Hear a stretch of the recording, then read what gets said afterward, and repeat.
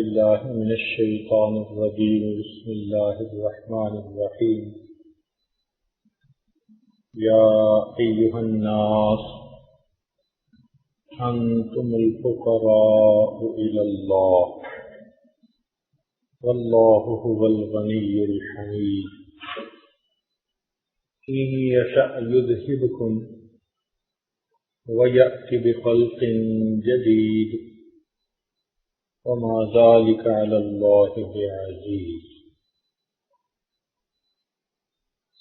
سبحان ربك رب العزة عما يصفون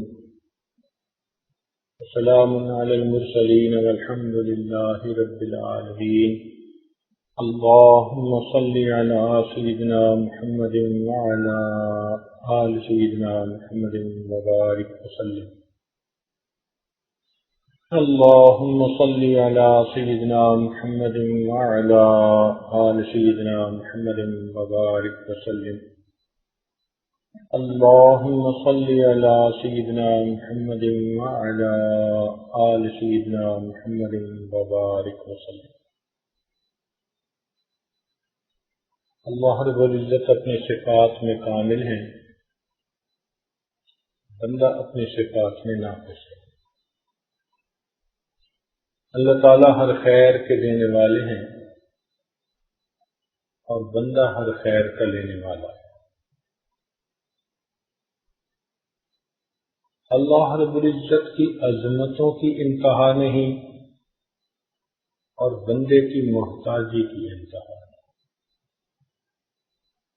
بندہ اتنا محتاج کہ اگر اللہ تعالی ہمیں آنکھیں نہ دیتے ہم اندھے ہوتے، اگر اللہ تعالیٰ گویائی نہ دیتے ہم گونگے ہوتے، اگر اللہ تعالیٰ سماعت نہ دیتے ہم بہرے ہوتے، اگر اللہ تعالیٰ ہمیں صحت نہ دیتے ہم بیمار ہوتے، اگر اللہ تعالیٰ ہمیں گھر نہ دیتے ہم بے گھر ہوتے، اگر اللہ تعالیٰ مال و دولت نہ دیتے ہم بھکمنگے ہوتے، اگر اللہ رب العزت اولاد نہ دیتے تو لابلد ہوتے، اگر اللہ رب العزت ہاتھ پاؤں نہ دیتے تو لولے لنگڑے ہوتے، اگر اللہ رب العزت ہمیں عقل نہ دیتے ہم پاگل ہوتے، اگر اللہ تعالیٰ ہمیں عزت نہ دیتے ہم ذلیل ہوتے. یہ جو عزتوں کی بھری زندگی آج گزارتے پھر رہے ہیں یہ سب اس مالک کا کرم اور احسان ہے. انسان تو سر سے لے کے پاؤں تک اللہ تعالی کی نعمتوں کا محتاج ہے. اتنی نعمتیں کہ ارشاد فرمایا وَإِن تَعُدُّوا نِعْمَةَ اللَّهِ لَا تُحْصُوهَا. اگر تم اللہ تعالیٰ کی نعمتوں کو گننا بھی چاہو تو تم انہیں گن بھی نہیں سکتے. تو قرآن مجید سے یہ معلوم ہو رہا ہے گویا کہ انسان زور لگا کر گنتی بھی کرنا چاہے تو وہ گن بھی نہیں سکتا. یا دوسرے لفظوں میں یوں کہیے کہ بارش کے پانی کا قطروں کا گننا ممکن ہے، آسمان کے ستاروں کا گننا ممکن ہے، ساری دنیا کی ریت کے ذرات کا گننا ممکن ہے، ساری دنیا کے درختوں کے پتوں کا گننا ممکن ہے، مگر اللہ رب العزت کی نعمتوں کو گننا انسان کے لیے ناممکن ہے. ہم گن ہی نہیں سکتے اور ہم تو ہر چیز میں اللہ کے محتاج ہیں. آپ اس پر جتنا غور کریں گے تو بندے کو محتاج محض پائیں. ہارون رشید ایک مرتبہ پانی پینے کے لیے اپنے غلام کو کہا تو اس نے پانی کا پیالہ لا کر دیا. قریب کوئی بزرگ اللہ والے بیٹھے ہوئے تھے تو انہوں نے کہا کہ بادشاہ سلامت ذرا میری ایک بات سن لینا کہ اگر بالفرض آپ کو اتنی پیاس ہو کہ آپ کی جان نکلی جا رہی ہے شدت پیاس کی وجہ سے، اور پوری دنیا میں صرف ایک پیالہ پانی ہے، تو اس پانی کو پینے کے لیے آپ کتنی قیمت ادا کر دیں گے؟ بادشاہ نے کہا میں اپنی آدھی سلطنت دے دوں گا۔ اس نے کہا اچھا بادشاہ سلامت، اگر بالفرض آپ پانی پی لیں اور وہ پانی آپ کے جسم میں جا کر پیشاب میں تبدیل ہو جائے، مگر وہ جسم میں بند ہو جائے، جیسے رک جاتا ہے بعض مریضوں کا، تو اتنی تکلیف میں ہوتے ہیں کہ وہ بتا نہیں سکتے۔ تو اب بادشاہ سلامت اگر پوری دنیا میں ایک حکیم ہے جس کے پاس دوائی ہے اس پیشاب کے باہر نکلنے کی، تو آپ کتنی قیمت دے کر اسے خرید لیں گے؟ کہنے لگا کہ آدھی حکومت۔ تو وہ کہنے لگے کہ غور کریں، آپ کی پوری حکومت اور سلطنت ایک پانی کا پیالہ پینے اور جسم سے پیشاب بن کے گزار دینے کے بقدر ہے، اور آپ سوچیں آپ نے زندگی میں کتنے پیالے پانی پیا، اللہ رب العزت کی کتنی نعمتوں کو استعمال کیا۔ اللہ واقعی اب دیکھو یہ سانس کا اندر جانا اور باہر آنا کتنی بڑی نعمت ہے۔ جن لوگوں کو سانس کی تکلیف ہوتی ہے تو کبھی ان پر غور کیا کریں، دورہ پڑتا ہے تو ایسے کہ جیسے ابھی ان کی جان ہی نکل جائے، اس وقت احساس ہوتا ہے کہ سانس کا اندر جانا اور سلامتی سے باہر آنا یہ بھی کتنی بڑی نعمت ہے۔ ہم غور کرتے چلے جائیں، اللہ تعالی کی نعمتوں کے اندر ہم تو ڈوبے ہوئے ہیں،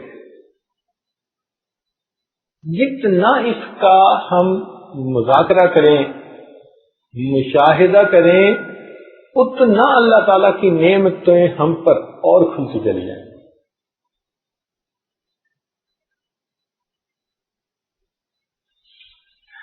اور دیکھیں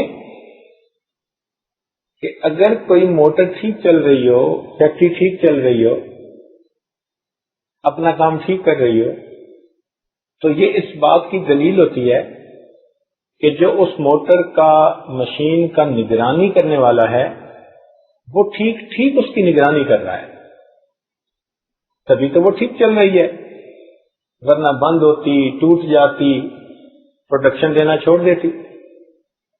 ہمیں جو اللہ رب العزت زندگی میں عزتوں کی روزی دے رہے ہیں اور عزتوں کی زندگی دے رہے ہیں، صحت والی زندگی، عافیت والی زندگی، دین کے کام کرنے کی توفیق، یہ اس بات کی علامت ہے کہ اس کی نگرانی کرنے والا وہ ٹھیک ٹھیک اس کی نگرانی کر رہا ہے۔ اللہ رب العزت کی نعمتوں کی ہم پر یوں سمجھیں کہ ہر وقت بارش ہو رہی ہے۔ جتنا اللہ تعالیٰ کے ہم شکر گزار ہوں، ہم اللہ تعالیٰ کی نعمتوں کا شکر ادا نہیں کر سکتے۔ اور دوسری طرف اللہ رب العزت، اللہ اکبر، وہ غنی ہے، خزانوں کے مالک ہیں، ساری کائنات کے خالق ہیں، اس کے ہاتھ میں تمام خزانوں کی کنجیاں ہیں۔ چنانچہ ارشاد فرمایا لہو مقالید السماوات والارض، کہ زمین اور آسمان کے خزانوں کی کنجیاں اللہ رب العزت کے پاس۔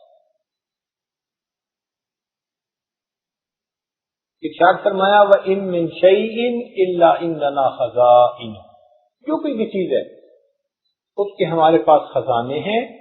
وَمَا نُنَزِّلُهُ إِلَّا بِقَدْرٍ مَّعْلُومٍ، ہم ایک معلوم اندازے کے مطابق اتارتے ہیں۔ اللہ تعالیٰ کے پاس خزانے ہیں ہر چیز کے، وہ غنی ہے، وہ تو نیلا دھار ہے، ساری دنیا اس کی محتاج اور وہ پروردگار کسی کا محتاج ہے۔ ایسا مالک و خالق ہے، غنی ہے۔ اور یہ ذہن میں رکھیں کہ پوری کائنات میں حکم اللہ رب العزت کا چلتا، ہر حال میں اللہ رب العزت کی مرضی پوری ہو کے رہتی ہے۔ چنانچہ آپ ذرا غور کیجیے کہ سیدنا آدم علیہ السلام چاہتے تھے کہ میں جنت میں ہمیشہ ہمیشہ رہوں، کیونکہ شیطان نے قسم کھائی تھی وقاسمہما، اس شیطان بدبخت نے آدم علیہ السلام اور اما حوا دونوں کے سامنے قسم کھا کر کہا تھا کہ اگر آپ اس درخت کا یہ پھل کھا لیں تو آپ کو ہمیشہ ہمیشہ جنت میں رہنے کا موقع مل جائے گا، وہ ملک لا یبلا، قرآن مجید کے الفاظ ہیں۔ لیکن اللہ تعالیٰ ان کو زمین پہ بھیجنا چاہتے تھے تو بالآخر کیا ہوا؟ مرضی اللہ رب العزت کی پوری ہوگی۔ دوسری مثال دیکھ لیجیے کہ سیدنا نوح علیہ السلام وقت کے پیغمبر علیہ السلام ہیں، کشتی میں ہیں، اپنا سگا بیٹا سامنے ہے، تو باپ کے دل میں بیٹے کے ساتھ کیسی محبت ہوتی ہے اور کتنا اس کا دل چاہتا ہے کہ میرا بیٹا اس عذاب سے بچ جائے، نجات پا جائے، اور وہ کہتے بھی ہیں یا بنی ارکم معنا، اے بیٹے ہمارے ساتھ کشتی پہ سوار ہو جا۔ لیکن اللہ تعالیٰ نہیں چاہتے، تو نتیجہ کیا نکلا؟ فحال بینہم الموج فکان من المغرقین، حضرت نوح علیہ السلام کی آنکھوں کے سامنے ان کا بیٹا غرق ہو گیا پانی میں، تو مرضی کس کی پوری ہوئی؟ اللہ رب العزت۔ سیدنا ابراہیم علیہ السلام اور اسماعیل علیہ السلام دونوں اس بات پر متفق ہو گئے، تو آپ اس پہ کہ میں ذبح کر لوں بیٹے کو اللہ کے نام پہ، اور بیٹا اس پہ کہ میں اللہ تعالیٰ کے نام پہ ذبح ہوتا ہوں۔ قرآن مجید نے گواہی دے دی فلما اسلما، جب دونوں اس بات پہ متفق ہو گئے، دونوں اس بات پہ تل گئے، باپ ذبح کرنے پہ آمادہ، بیٹا ذبح ہونے پہ آمادہ، مگر اللہ تعالیٰ نہیں چاہتے کہ اسماعیل علیہ السلام ذبح ہوتے، تو مرضی کس کی پوری ہوئی؟ اللہ۔ دیکھیے سیدنا رسول اللہ صلی اللہ علیہ وسلم نے ایک موقع پر شہد نہ کھانے کا ارادہ فرما لیا، اللہ رب العزت کی طرف سے محبوبانہ خطاب ہوا یا ایھا النبی لما تحرم ما احل اللہ لک تبتغی مرضات ازواجک واللہ غفور رحیم۔ تو نبی علیہ السلام نے دوبارہ شہد استعمال کرنا شروع فرما دیا، مرضی کس کی پوری ہوئی؟ اللہ۔ یہ طے شدہ بات ہے، ہر حال میں مرضی پروردگار عالم کی پوری ہو کے رہتی ہے۔ ہم بندے ہیں، ہم محتاج، ہر چیز میں اللہ کے محتاج، بڑے بول بولیں، بھول جائیں، غافل بن جائیں، یہ ہماری بے وقوفی ہے۔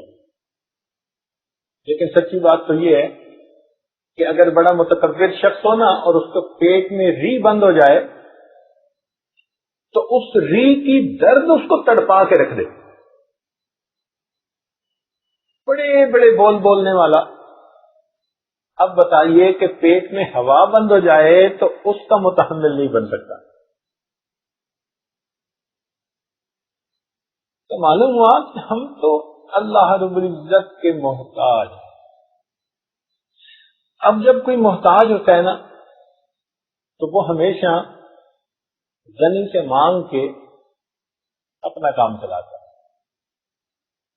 تو ہم سب کے سب فقیر، ارشاد فرمایا یا ایھا الناس انتم الفقراء الی اللہ، اے انسانو تم سب کے سب اللہ تعالیٰ کے محتاج، اور اللہ رب العزت وہ بڑا غنی اور حمید ہے۔ تو بھئی محتاج کو مانگنا ہوتا ہے، مگر اللہ رب العزت اتنے کریم ہے کہ انہوں نے بندے کو مانگنا بھی سکھا دیا۔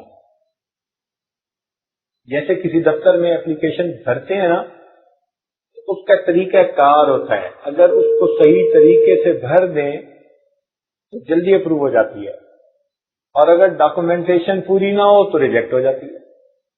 تو اللہ تعالیٰ اتنے کریم کہ انہوں نے مانگنا بھی خود سکھا دیا۔ چنانچہ سوال کے مختلف انداز ہوتے ہیں۔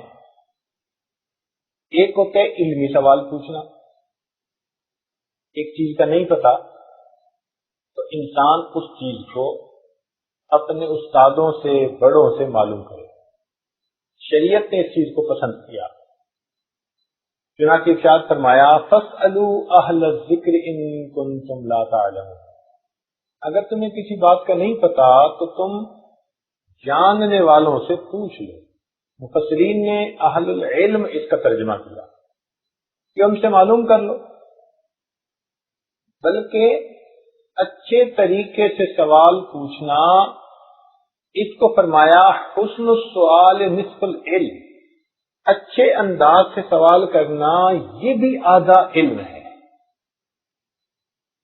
یہ بھی کہہ دیا کہ تم بھئی اچھے طریقے سے سوال کرو، اور ساتھ یہ بھی فرما دیا کہ لا تسألوا عن اشیاء ان تبد لکم تسؤکم، بھئی اگر سوال پوچھنا بھی ہے تو ایسا سوال پوچھو کہ جو سوال برائے سوال نہ ہو، کسی کو نیچا دکھانے کی نیت سے نہ ہو، اپنی علمیت ظاہر کرنے کے لیے نہ ہو، بلکہ اس کا مناسب مقصد ہو۔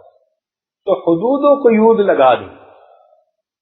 دیکھیے قرآن مجید نے طریقہ بھی بتا دیا، سمجھا دیا، آداب بھی بتا دیے، اور پھر کہا کہ ہاں تم سوال پوچھو۔ بلکہ اگر صحابہ کرام نبی علیہ الصلوۃ والسلام کی عظمت شان کی وجہ سے بعض اوقات سوال نہیں پوچھ پاتے تھے، تو حدیث پاک میں آتا ہے کہ اللہ تعالیٰ نے جبریل علیہ السلام کو بھیجا، اور انہوں نے آ کے نبی علیہ السلام سے سوال پوچھے، مل ایمان، مل اسلام، مل احسان، سوالات پوچھے، اور پھر نبی علیہ السلام نے بعد میں بتلایا کہ یہ تو جبرائیل تھے، آئے تھے یعلمکم دینکم، تمہیں تمہارے دین کی تعلیم لینے کے لیے۔ فرشتے کو بھیج کر سوالات پوچھوائے تاکہ علمی بات کھل جائے۔ تو معلوم ہوا کہ علم کے حاصل کرنے کے لیے سوال اچھے انداز سے پوچھ لینا اللہ تعالیٰ کو پسند ہے۔ اچھا طالب علم وہ ہوتا ہے کہ جو استاد سے ایسا سوال پوچھنے میں جھجک محسوس نہ کرے۔ حدیث پاک میں آتا ہے کہ علمی مجلس میں اگر کوئی طالب علم سوال پوچھے تو اللہ رب العزت اس سوال کے پوچھنے پر 4 بندوں کی مغفرت فرما دیتے ہیں۔ ایک، جس بندے نے سوال پوچھا، علمی سوال پوچھا اپنے استاد سے، سوال پوچھنے والے کی اللہ تعالیٰ مغفرت فرما دیتے ہیں۔ دوسرا، جس استاد نے اس کا جواب دیا، اللہ تعالیٰ اس کی بھی مغفرت فرما دیتے ہیں۔ اور تیسرا، جو لوگ محفل میں موجود تھے، ہم جماعت، ہم سبق، ان کی بھی اللہ تعالیٰ مغفرت فرما دیتے ہیں۔ اور چوتھا، جو لوگ اس مجلس کے قیام کا سبب بنے، وہ معاونین اگرچہ اپنے گھروں میں موجود ہیں مگر ان سے محبت رکھنے کی وجہ سے اللہ تعالیٰ ان کی بھی مغفرت فرما دیتے ہیں۔ تو علمی سوال پوچھنے کو شریعت نے پسند کیا۔ ایک ہوتا ہے عبرت کے لیے سوال پوچھنا، اس کا بھی حکم دیا گیا تاکہ انسان عبرت حاصل کرے۔ اگر کسی کو نعمت سے محروم کر دیا گیا تو یہ عبرت پکڑ کے اپنے آپ کو سیدھا کر لے، ایسا نہ ہو کہ یہ بھی نعمت سے محروم۔ چنانچہ فرمایا سل بنی اسرائیل، دیکھو یہ امر کا صیغہ ہے، سل، پوچھئے، سل بنی اسرائیل کم آتیناہم من آیت بینہ ومن یبدل نعمت اللہ، دیکھا جو اللہ کی نعمت کو تبدیل کرتا ہے۔ تو مقصد یہ کہ تم سبق سیکھو دوسروں سے۔ قوم یہود جن کی اللہ تعالیٰ نے شکلوں کو مسخ کر دیا، ان کے بارے میں اللہ تعالیٰ فرماتے ہیں فَاسْأَلْهُمْ عَنِ الْقَرْيَةِ الَّتِي كَانَتْ حَاضِرَةَ الْبَحْرِ۔ تو دیکھیں اس میں بھی سوال پوچھنے کا تذکرہ، تو ایسا سوال کہ جس سے انسان سبق سیکھے، عبرت حاصل کرے، اپنے گناہوں سے توبہ کر لے، نیکی میں آگے بڑھ لے، ایسا سوال کرنا بھی شریعت کی نظر میں محمود ہے۔ ایک تیسرا سوال ہوتا ہے کہ کوئی بندہ محتاج ہے، غریب ہے، وسائل نہیں، اور وہ اپنی ضرورت پوری کرنے کے لیے سوال کرتا ہے، شریعت نے اس کی بھی رعایت رکھی، چنانچہ ارشاد فرمایا وفی اموالہم حق معلوم للسائل والمحروم، بندے کے رزق میں جو کماتا ہے اور جس کا نصاب پورا ہو تو اس میں بھی اللہ تعالیٰ نے ایسے محتاج لوگوں کا حصہ متعین فرما دیا، زکوٰۃ کی شکل میں، صدقات کی شکل میں، عشر کی شکل میں، تو اللہ رب العزت نے یہ بھی متعین فرما دیا، مگر اس پر حد لگا دی، فرما دیا کہ اگر تم بغیر ضرورت کے ہاتھ پھیلاؤ گے تو یہ بات ہمیں ناپسند ہے۔ حدیث پاک میں آتا ہے کہ جو بندہ بغیر ضرورت کے دوسرے کے سامنے ہاتھ پھیلائے، اللہ تعالیٰ قیامت کے دن اس کو اس طرح کھڑا کریں گے کہ اس کے چہرے کے اوپر گوشت نہیں ہوگا۔ یہ غیر کے سامنے چہرہ کرتا تھا، اب اس کے چہرے کی رونق تازگی کو ختم کر دیا جائے۔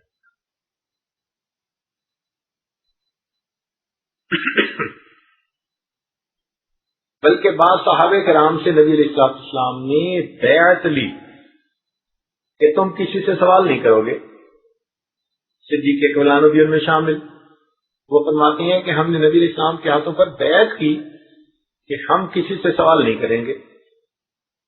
ان حضرات کا یہ عالم تھا کہ اگر سواری پہ سوار ہوتے اور ان کا چاوک گر جاتا تو کسی سے یہ بھی نہیں کہتے تھے کہ اٹھا کے دو، نیچے اترتے تھے، اپنا چاوک اٹھا کر پھر سوار ہوتے تھے، کہتے تھے ہم نے نبی علیہ السلام سے بیعت کی ہے کہ ہم کسی سے سوال نہیں کریں۔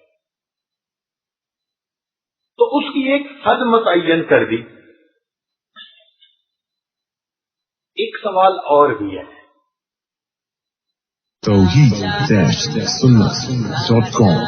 اچھا دیکھیے قرآن مجید میں نا بہت سارے سوالات بھی نقل کیے گئے اور ان کے جوابات بھی بتلائے گئے، مگر قرآن مجید کی ایک ترتیب ہے، ذرا غور فرمائیے گا، علمی نکتہ ہے، ایک ترتیب ہے۔ یسألونک کے لفظ کے ساتھ پہلے سوال نقل کروایا، پھر قل کے لفظ سے اللہ تعالیٰ نے اپنے پیارے محبوب صلی اللہ علیہ وسلم کی زبان فیض ترجمان سے اس کا جواب دیا۔ مثلا یسألونک عن الروح قل الروح من امر ربی، تو یسألونک کے لفظ سے سوال پہلے ڈسکرائب کیا، پھر قل کے لفظ سے اللہ تعالیٰ نے اپنے محبوب صلی اللہ علیہ وسلم کی زبان میں اس کا جواب دلوایا۔ یہ ایک ترتیب ہے، ایک پیٹرن ہے قرآن مجید میں سوالات اور ان کے جوابات کا۔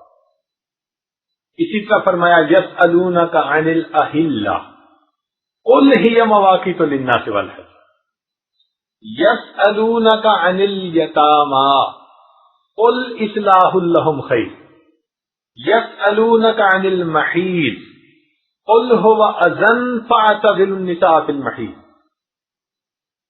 دیکھیے ایک ترتیب ہے پورے قرآن مجید میں سوال کرنے کی اور اس کا جواب دینے کی، لیکن ایک سوال ایسا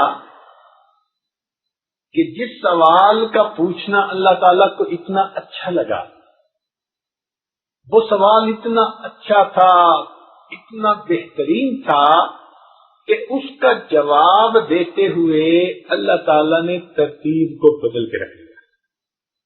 جو ضابطہ ایک بنایا تھا نا یسألونک اور قل، اس کو بدل کے رکھ دیا. پتہ ہے وہ سوال کون سا؟ وہ سوال یہ تھا، اللہ تعالیٰ فرماتے ہیں اے میرے محبوب صلی اللہ علیہ وسلم وَإِذَا سَأَلَكَ عِبَادِي عَنِّي، اور جب میرے بندے آپ سے میرے بارے میں سوال پوچھیں فَإِنِّي قریب، میں بہت قریب ہوں.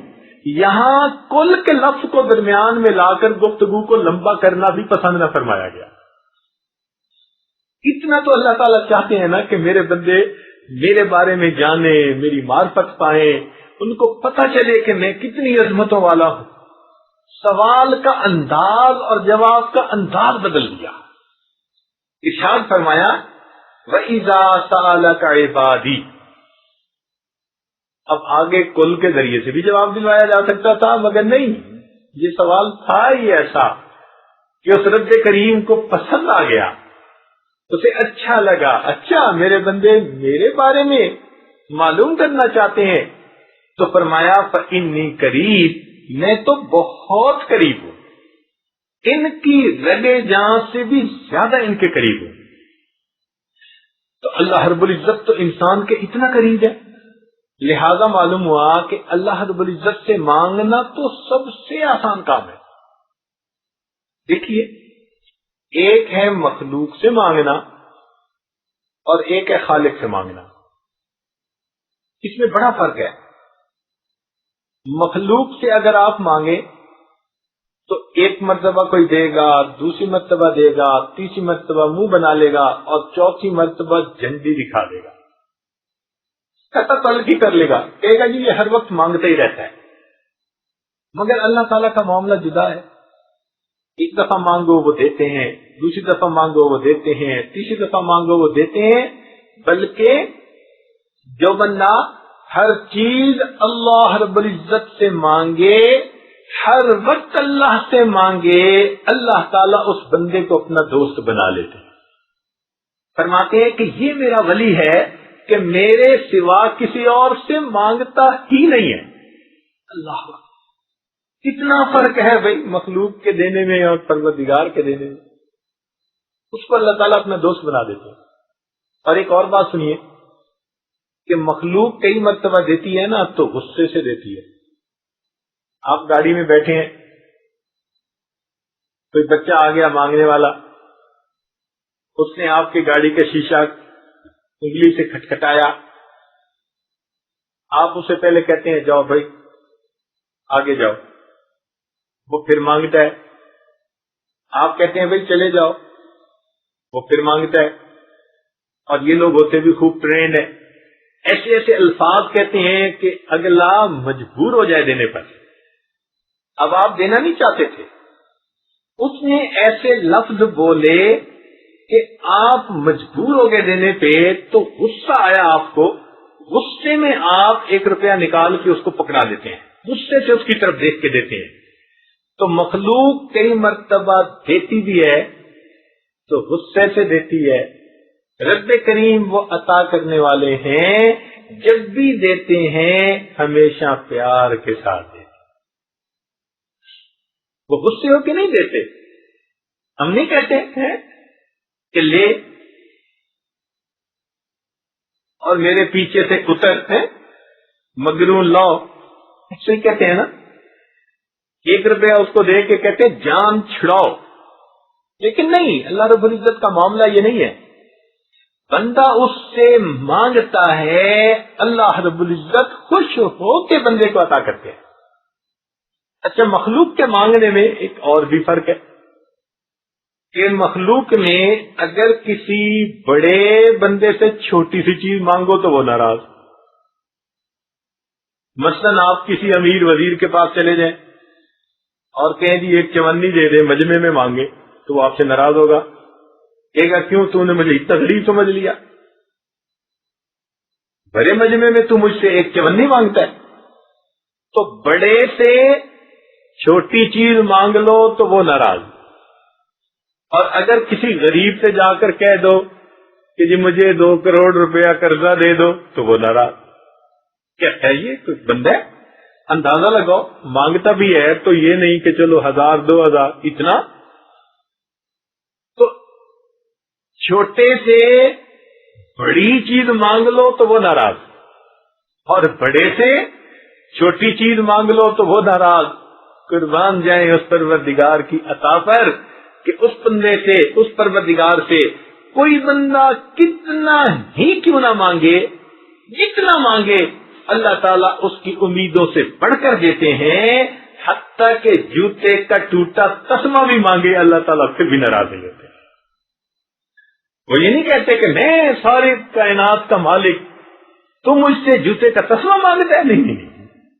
اللہ تعالیٰ کی شان یہ ہے تھوڑا مانگو وہ پھر بھی خوش ہیں، اور اگر اپنی من مانی کے مطابق یعنی اپنی من پسند کے مطابق مانگو اللہ تعالیٰ پھر بھی بندے سے خوش ہوتے ہیں۔ تو مخلوق کے دینے میں اور پروردگار کے دینے میں کتنا فرق ہے۔ تو جب بندے نے مانگنا ہی ہے تو بھائی اپنے رب سے کیوں نہ مانگے۔ وہ ایک بزرگ کے پاس آدمی آیا، کہتے حضرت یہ جو حاکم وقت ہے نا آپ کی بڑی بات مانگتا ہے، آئیں چلیں ذرا اس سے میرے لیے فلاں چیز مانگے۔ ان بزرگوں نے اسے سمجھایا کہ دیکھو بھائی اس وقت تو حاکم کا دروازہ بھی بند ہو گیا ہوگا، رات کا وقت ہے، تو ہم کھلے دروازے کو چھوڑ کر بند دروازے کی طرف کیوں جائیں بھائی۔ اس نے کہا کیا مطلب؟ کہنے لگے کہ ایک رب کا در ہے جو کبھی بند ہی نہیں ہوتا، تو تم کیا چاہتے ہو میں کھلے دروازے کو چھوڑ کے بند دروازے کی طرف چلا جاؤں گا؟ تو جو اللہ تعالیٰ کی عظمتوں کو سمجھتے ہیں نا پھر ان کو مانگنا بھی آتا ہے، وہ جانتے ہیں کہ کیسے مانگا جاتا ہے۔ اس لیے اللہ تعالیٰ نے فرمایا کہ اگر تمہیں میرے بارے میں معلومات کرنی ہو نا تو ہر بندہ معلومات بھی نہیں دے سکتا۔ ارشاد فرمایا الرحمن فاسأل به خبیرا، دیکھو یہاں بھی سوال کا تذکرہ،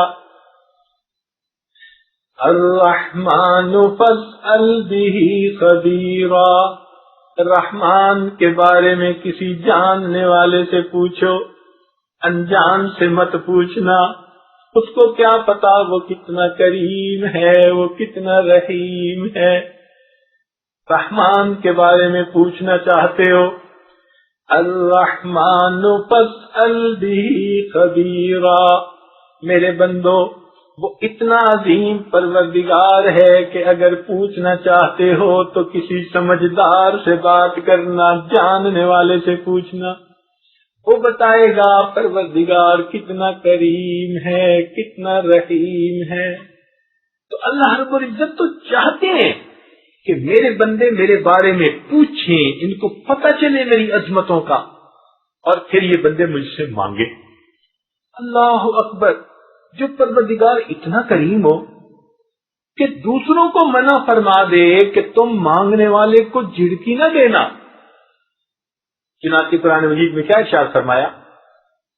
فرمایا وَأَمَّا السَّائِلَ فَلَا تَنْهَرْ، کہ آپ سوالی کو انکار نہ فرمائیے، جھڑکی نہ دیجیے۔ اب سوچئے کہ جو پروردگار دوسروں کو حکم فرما رہا ہے کہ آپ مانگنے والے کو انکار نہ فرمائیے، جھڑکی نہ دیجیے، تو جب کوئی اس کریم پروردگار سے مانگے گا اللہ تعالیٰ اس کو کیسے محروم فرمائے گا۔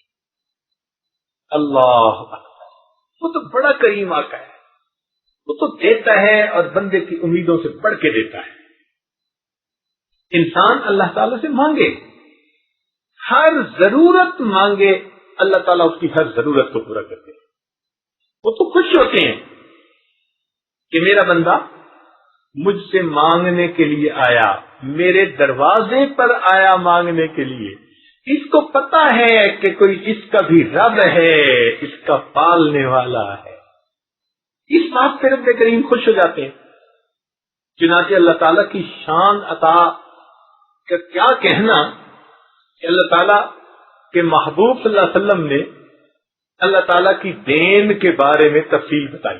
چھوٹی سی حدیث ہے جس نے فرما دیا، فرمایا من لم يسأل اللہ یغضب علیہ، جو بندہ اللہ سے نہیں مانگتا اللہ رب العزت اس بندے سے ناراض ہو جاتے ہیں. دنیا والوں سے مانگو تو وہ ناراض.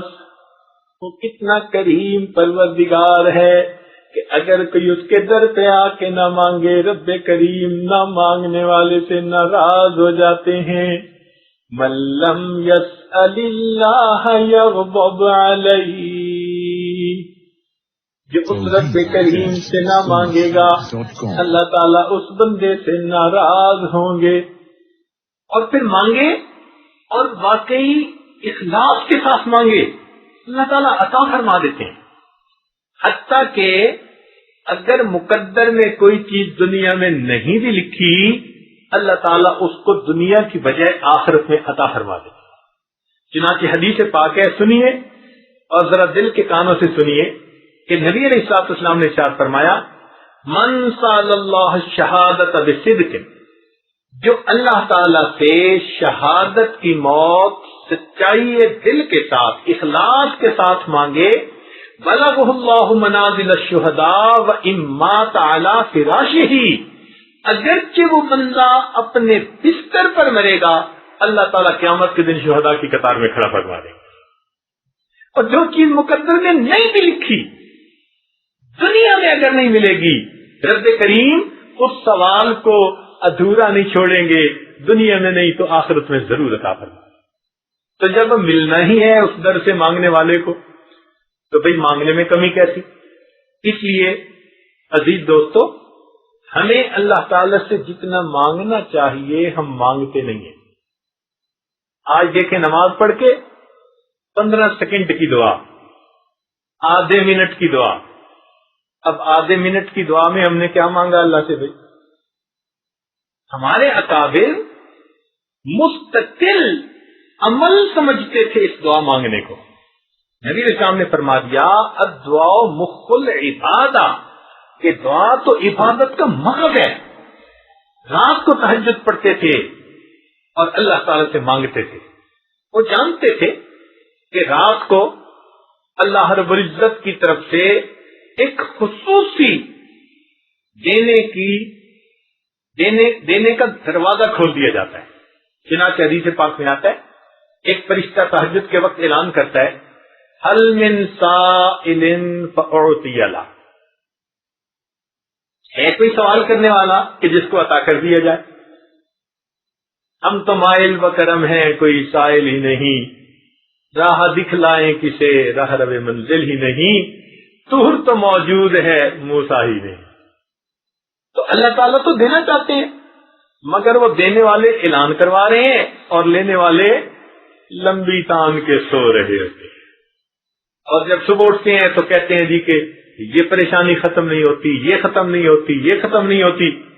تو بھائی اس وقت کہاں سے جب ادھر سے آوازیں دلوائی جا رہی تھی کہ مانگنے والوں تم اپنی درخواستیں پیش کرو, عطا کرنے والا تمہارے امیدوں سے بڑھ کر تمہیں عطا کر دے گا. تو سچی بات تو یہ کہ ہم جو یہ کہتے ہیں نا جی یہ نہ ملا وہ نہ ملا, یہ ہم خواہ کی شکایت کرتے ہیں. ہم الزام ان کو دیتے تھے قصور اپنا نکل آیا. ہم مانگنے کے ڈھبتے مانگتے ہی نہیں ہیں. مانگتے رہیں امید کے ساتھ. پھر دیکھیں اللہ تعالیٰ کیسے در کھولتے ہیں, کیسے اللہ تعالیٰ مشکلوں کو آسان کر دیتے ہیں. اس کی رحمت کی ایک نظر ہماری مشکلات کی سب جو ہے مشکلات وہ ختم ہونے کا ذریعہ بن جائے.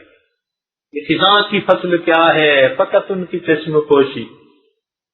یہ خزاں کی فصل کیا ہے فقط ان کی چشم پوشی. وہ اگر نگاہ کر دے تو ابھی بہار آ. اللہ تعالیٰ کی رحمت کی نظر ہو جاتی ہے. مانگنا نہ چھوڑے بندہ, دن میں بھی مانگے رات میں بھی مانگے, خوب مانگے. ہم تھوڑ دلے ہیں, 1 منٹ 2 منٹ دعا مانگ کے, اور دعا مانگنے کا انداز بھی آج کل ہمارا عجیب ہوتا ہے کہ جیسے افسر آتے ہیں نا دفتر میں تو اپنے ماتحتوں کو کام ذمہ لگا دیتا ہے, یہ کر دینا یہ کر دینا یہ کر دینا.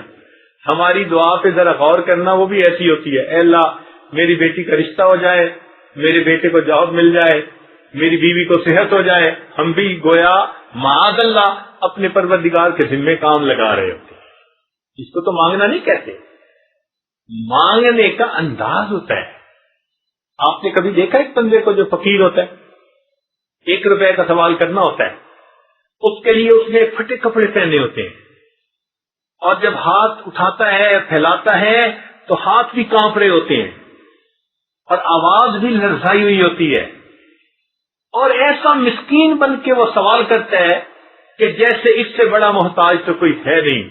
وہ جس نے 1 روپیہ مانگنا ہو وہ بندے سے اتنا عاجزی سے مانگتا ہے، تو جس بندے نے اللہ رب العزت سے اللہ کو مانگنا ہو اور اس کی نعمتوں کو مانگنا ہو تو پھر ہمیں کتنی عاجزی سے مانگنا چاہیے۔ یہ مانگنا تو نبی علیہ الصلوۃ والسلام کو آتا تھا اور انہوں نے آگے امت کو سکھایا۔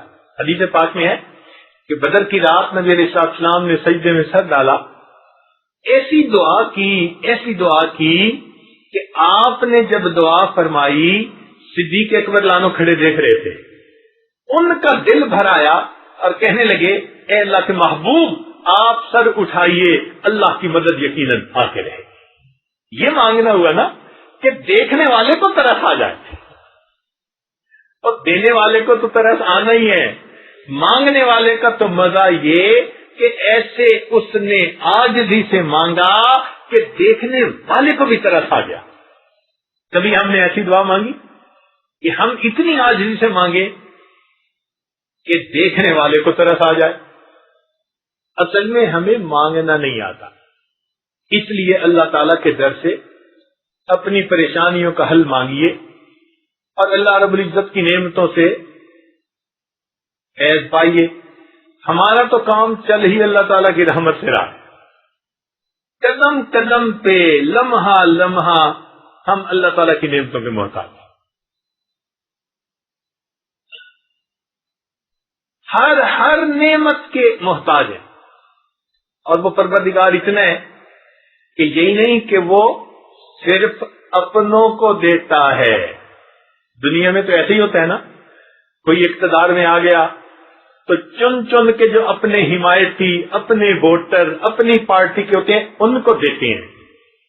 رب کریم کے ہاں معاملہ یہ نہیں ہے، وہ فقط کلمہ پڑھنے والوں کو ہی نہیں دیتا، دنیا کی ضرورتیں تو کافروں کو بھی دے دیتا۔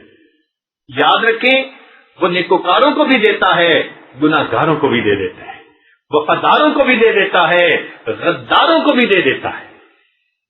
وہ اتنا کریم پروردگار ہے، اپنے اور پرائے سب کو دے دیتا ہے۔ بلکہ میں تو یوں کہوں کہ اپنوں کو اگر وہ دال ساگ دے دیتا ہے تو کوئی غیر ہوتا ہے تو مرغ مسلم دے کے دنیا میں اس کے منہ بند کر دیا کرتا ہے۔ لے جاؤ تم دنیا کی سب نعمتیں، تو دنیا میں تو وہ ہر ایک کو دیتا ہے۔ ایسا دینے والا اللہ اکبر کہ جس در سے کوئی خالی نہ جائے۔ اس لیے ہمیں چاہیے ہم اس پروردگار سے خوب مانگیں، اللہ رب العزت کی رحمتوں کی انتہا مانگیں، اللہ تعالیٰ کی محبت اللہ سے مانگیں۔ پھر دیکھیے اللہ رب العزت کتنی مہربانی فرماتے ہیں۔ ہمارے آنے میں دیر ہے، اللہ رب العزت کی عطا میں دیر نہیں ہے۔ اللہ تعالیٰ عطا فرما دیتے ہیں، ہم آتے نہیں اس کے در پہ صحیح مانگنے کی طرح۔ تو اس لیے آج سے یہ دلوں میں ارادے کیجئے کہ ہم اپنی نمازوں کے بعد دعائیں مستقل عبادت سمجھ کر مانگیں گے۔ یہ جو سیکنڈوں اور منٹوں کی دعائیں ہیں نا، اس سے کام نہیں بننا۔ منٹوں سیکنڈوں کی دعاؤں سے اللہ کی پناہ مانگیں۔ ہاں وقت کی کمی کوتاہی تو چلو مختصر دعا کافی، لیکن ہم نے تو اس کو عادت بنا لیا۔ ذرا آپ غور کیا کریں، مسجد میں بیٹھ کے جو نماز پڑھے گا کئی دفعہ تو ہاتھ اٹھاتے بھی نہیں پوری طرح اور منہ پہ پھیر کے چل دیتے۔ کیا اتنی جلدی پڑی ہوئی ہے؟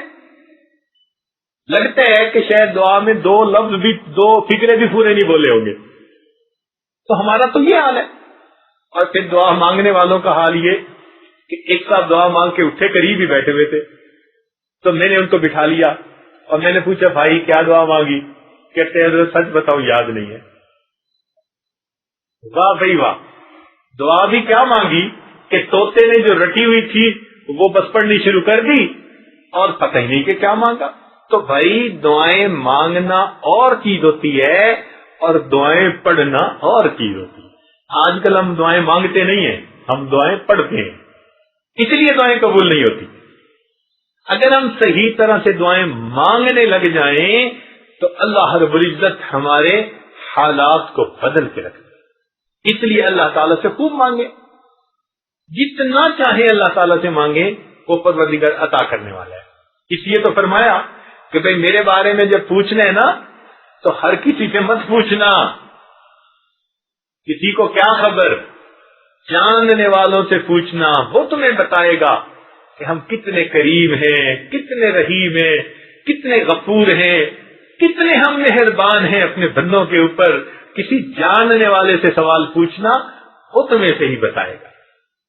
الرحمن فاسأل به خبیرا، رحمان کے بارے میں کسی جاننے والے سے پوچھنا۔ ہم تو اتنے کریم ہیں کہ بنی اسرائیل کا ایک آدمی 100 بندوں کو قتل کرنے کے بعد توبہ کی نیت سے چل پڑتا ہے، رستے میں موت آتی ہے، ہم اس کے گناہوں کو بھی معاف فرما دیتے ہیں۔ بنی اسرائیل میں قحط پڑتا ہے، ایک آدمی ٹیلے کو دیکھ کر سوچتا ہے اتنا آٹا ہوتا میں اللہ کے راستے میں صدقہ کر دیتا، ہم اتنے کریم ہیں، فرشتوں کو حکم دیتے ہیں اتنا صدقہ کرنے کا ثواب دے دیا جائے۔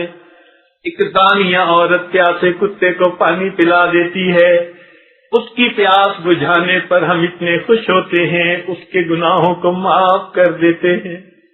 ہماری عطا کا کیا کہنا کہ اگر کوئی بندہ گناہ کرتے کرتے بوڑھا ہو گیا، بال سفید ہو گئے، ہڈیاں کمزور ہو گئیں، منہ میں دانت نہیں، پیٹ میں آنت نہیں، وہ باغی بوڑھا اگر اس حالت میں ہمارے در کی طرف چل کے آتا ہے، ہم اس بندے کو ٹونٹ نہیں کرتے، تانا نہیں دیتے، تیرا جمال کدھر گیا، تیرا مال کدھر گیا، ہم اس باغی بوڑھے کے آنے پہ بھی اتنے خوش ہوتے ہیں۔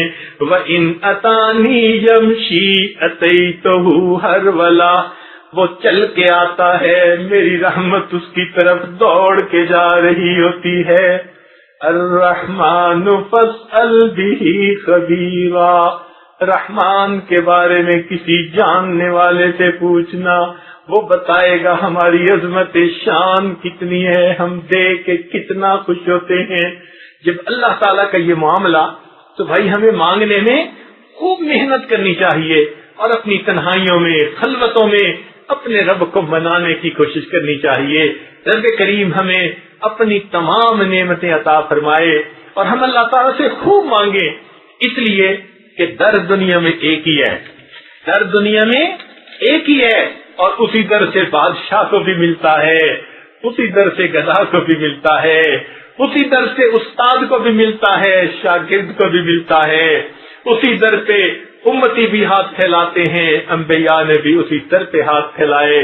در ایک ہی ہے، اس لیے اللہ تعالیٰ سے امیدیں رکھ کے خوب اللہ تعالیٰ سے مانگے اور سب کچھ اللہ تعالیٰ سے مانگے، اور اللہ تعالیٰ کی بارگاہ میں یہ عرض کرے کہ اے پروردگار، ہم ناپ تول کے قابل نہیں ہیں، جس طرح آپ نے ہماری پیشانیوں کو غیر کے سامنے جھکنے سے بچا لیا، ہمارے ہاتھوں کو بھی غیر کے سامنے پھیلنے سے بچا لیجیے۔ اے اللہ، جس طرح آپ نے ہماری پیشانیوں کو غیر کے سامنے جھکنے سے محفوظ فرما لیا، اے کریم آقا، ہمارے ہاتھوں کو غیر کے سامنے پھیلنے سے بچا لیجیے۔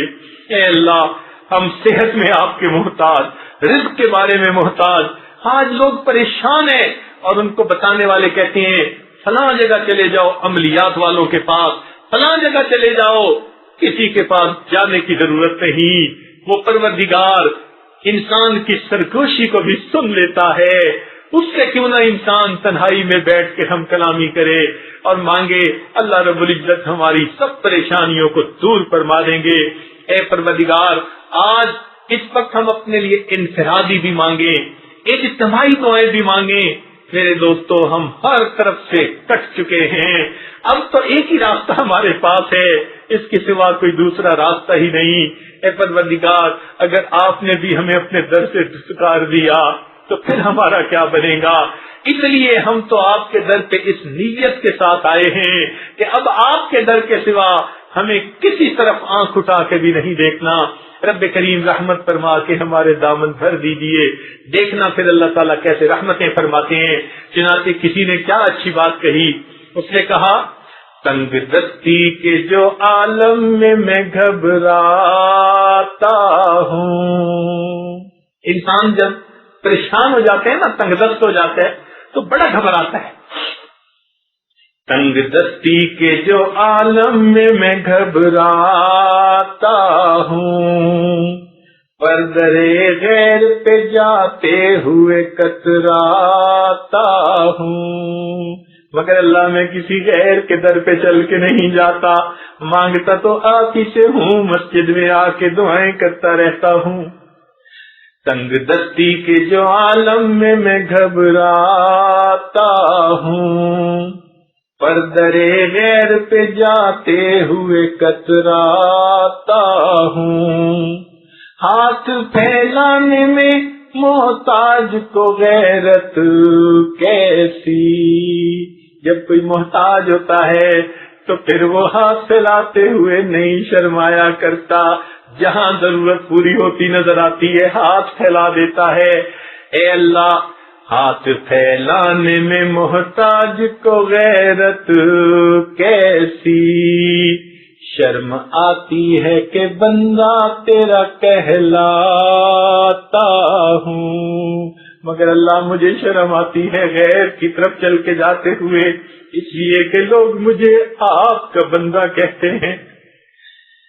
تنگ دستی کے جو عالم میں گھبراتا ہوں، پر درے غیر پہ جاتے ہوئے کتراتا ہوں، ہاتھ پھیلانے میں محتاج کو غیرت کیسی، شرم آتی ہے کہ بندہ تیرا کہلاتا ہوں۔ اے اللہ، جب بندے آپ ہی کے ہیں تو آپ ہی کے سامنے دامن پھیلائیں گے، آپ ہم پر مہربانیاں فرما دیجئے۔ اللہ تعالی ہمیں اپنے حساب سے صحیح انداز سے مانگنے کی توفیق عطا فرمائے۔ وآخر دعوانا ان الحمدللہ رب العالمین۔ تھوڑی دیر کے لیے مراقبہ کر لیجیے، آنکھوں کو بند کر لیجیے، سر کو جھکا لیجیے، دنیا اور جو کچھ دنیا میں ہے اس سے ہٹ کٹ کے اللہ تعالیٰ کی یاد میں ڈوب جائیے۔ انسان جب اپنے اندر جھانکتا ہے اسے اپنی اصل تصویر نظر آتی ہے۔ اپنے من کے دریچے کو کھولیے، اپنی اصل تصویر کو دیکھیے۔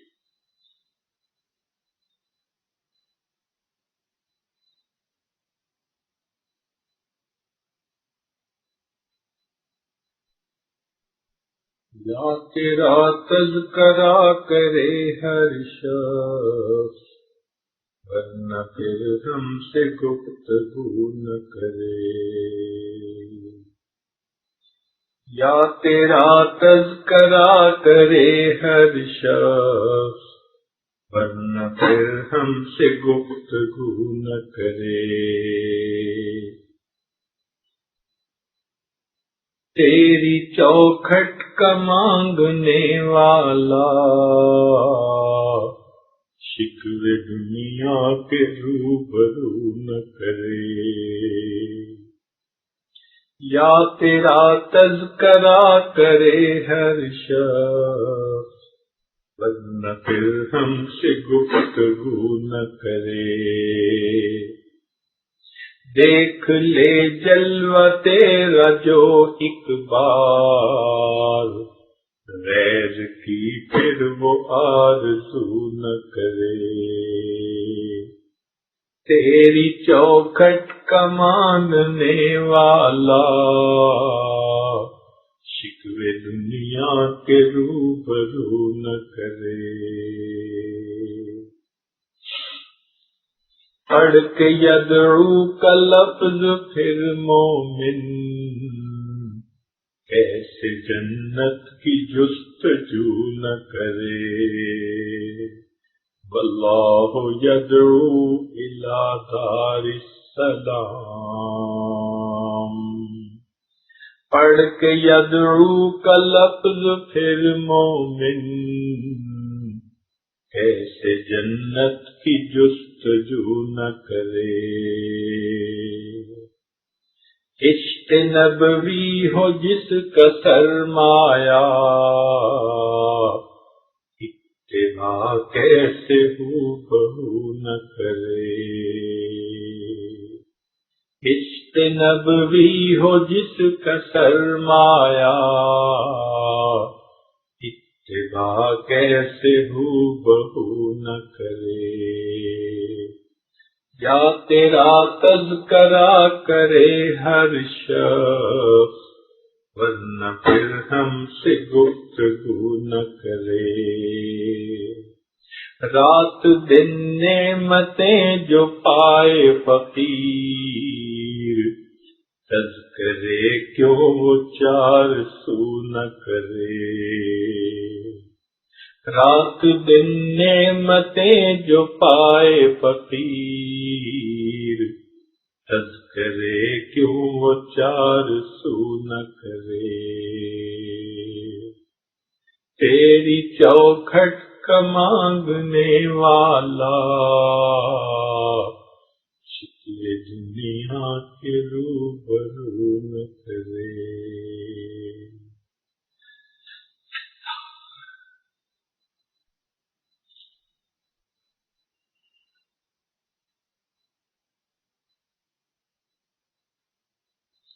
لا الہ الا اللہ محمد رسول اللہ۔ سبحان ربی العلی وحب اللہم صلی علی سیدنا محمد وعلی آل سیدنا محمد وبارک وسلم۔ اے مالک، ہم آپ کے عاجز مسکین بندے ہیں، ہمارے گناہوں کو معاف فرما، ہماری خطاؤں سے درگزر فرما، ہمارے عیبوں کی پردہ پوشی فرما۔ رب کریم، جس بچے بچی کا نکاح ہوا، اللہ ان کو خوشیوں بھری زندگی نصیب فرما، نیکی تقوی پر ایک دوسرے کا معاون بنا۔ اے اللہ، ان کو اپنی رحمتوں میں سے حصے نصیب فرما، عزتوں بھری زندگی نصیب فرما۔ اس نکاح کو دونوں طرف کے خاندانوں کے لیے خوشیوں کا سبب بنا۔ اے اللہ، دونوں طرف کے خاندانوں کے لیے خوشیوں اور سکون قلب کا ذریعہ بنا۔ اے اللہ، اس بچے اور بچی کو ان کی زندگی میں برکت عطا فرما، رزق میں برکت عطا فرما، صحت میں برکت عطا فرما، ان کے دین میں برکت عطا فرما، ان کے کاموں میں برکت عطا فرما۔ اے اللہ، ان کے آنے والے وقت کو گزرے وقت سے بہتر فرما، آنے والی زندگی کو گزری زندگی کا کفارہ بنا۔ میرے مولا، اپنی رحمت سے ان کو ہر مصیبت سے محفوظ فرما، پریشانی سے محفوظ فرما۔ اے اللہ، برا چاہنے والوں کی برائی سے محفوظ فرما، حاسدوں کے حسد سے محفوظ فرما۔ اے اللہ، انہیں اپنی رحمتوں کی ٹھنڈی چھاؤں نصیب فرما۔ اے اللہ، دوستی کے رنگ میں دشمنی کرنے والوں سے بھی محفوظ فرما۔ انسانوں کی شکل میں جو شیطان پھرتے ہیں ان سے بھی محفوظ فرما۔ اے اللہ، ان کو کامیاب اور قابل رزق زندگی نصیب فرما۔ اے اللہ، ان کو نبی علیہ السلام کی مبارک سنتوں والی زندگی نصیب فرما۔ اے اللہ، ان کے دلوں کو یکجا فرما، ان کو نیکی تقوی پر ایک دوسرے کا معاون بنا۔ اے اللہ، ان کو بہت الفتیں اور محبتیں نصیب فرما۔ اے اللہ، جو محبتیں آپ نے آدم علیہ السلام اور اما حوا کو عطا فرمائی، وہی محبتیں ان کو بھی عطا فرما۔ جو محبتیں آپ نے ابراہیم علیہ السلام اور اما حاجرہ کو عطا فرمائی، وہ ان کو بھی عطا فرما۔ جو محبتیں آپ نے نبی علیہ السلام اور اما عائشہ صدیقہ رضی اللہ عنہا کو عطا فرمائی، اللہ وہ محبتیں ان کو بھی عطا فرما۔ ہر مصیبت پریشانی سے محفوظ فرما۔ دونوں طرف کے والدین عزیز اقارب کے لیے اس کو خوشیوں کا سبب بنا۔ رب کریم، ان کے اس نکاح کو اپنے قرب کا ذریعہ بنا، ان کو اپنے مقبول بندوں اور بندیوں میں شامل فرما، اور اس بچی اور بچی کو اللہ دین کی خدمت کے لیے قبول فرما۔ قیامت تک ان کے آنے والی نسلوں کی ہدایت کے بھی فیصلے فرما۔ صلی اللہ تعالی علی حبیبہ سیدنا محمد وآلہ واصحابہ اجمعین برحمتک یا ارحم الراحمین۔